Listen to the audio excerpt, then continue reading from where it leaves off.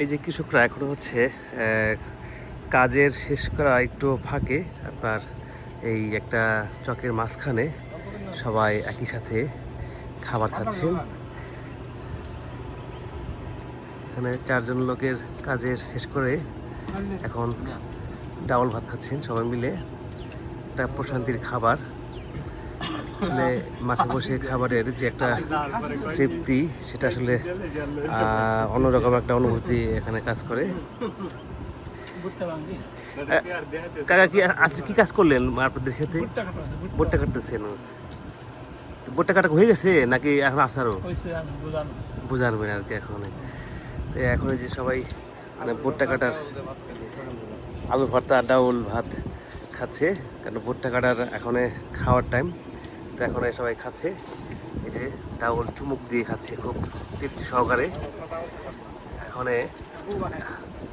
উনি হচ্ছে তার জন্মগতভাবেই কথা বলতে পারেন না, তো ভালো কাজ করতে পারেন। সবাই ওনারা প্রশংসা করতেছে যে ভালো, মানে খুব পরিশ্রমী একজন মানুষ। সবাই এখানে এই খাবার খাচ্ছে আর ওনার খুবই শান্তি পেয়েছে।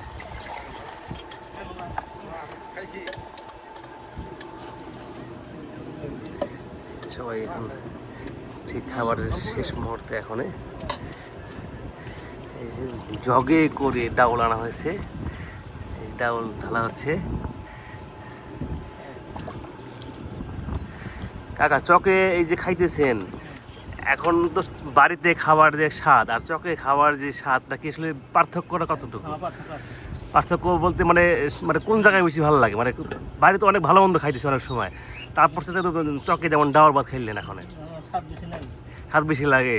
তাই এদিকে আমি অনেকের সাথে কথা বলছি, সবাই বলছি যে না, চকে বসে ভাত খাইলে স্বাদটা বেশি লাগে আর কি। এই যে চকে বসে যে খাবার, না আপনি খাই নেন একটু। না না না না, খাবার যেহেতু অবশ্যই অবশ্যই করা যাবে না, খাইতে মজা লাগে।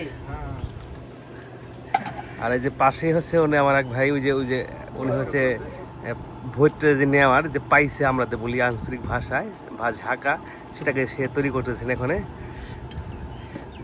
আর এখানে সবাই মিলে খাবার খাওয়াচ্ছেন। এখানে খাবার খাওয়া প্রায় শেষ। তো এরকম চকে বসে ভাত খাওয়ার অভিজ্ঞতা কারো আছে কি না আমাকে অবশ্যই কিন্তু বলবেন যে না, একটা সময় ছিল যে চকে এক সময় যাওয়া হতো, তো খাওয়ার অভিজ্ঞতা আছে। আর কেমন অভিজ্ঞতা সেটা কিন্তু অবশ্যই আমাকে কমেন্টের মাধ্যমে জানাবেন।